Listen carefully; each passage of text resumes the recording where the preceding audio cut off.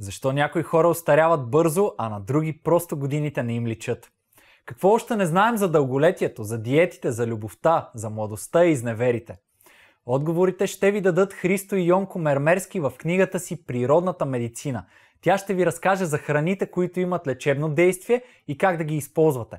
Освен това ще ви разкрива тайни от ежедневието, с които можете да подобрите качеството си на живот и не просто да преследвате дълголетие, но и да сте жизнени и здрави, докато се наслаждавате на живота около вас. Професор Христо Мермерски и синът му доктор Йонко Мермерски са твърдо убедени, че най-важното нещо в живота е да бъдете здрави. А какви са тайните за това, ще разберете от книгата им "Природната медицина".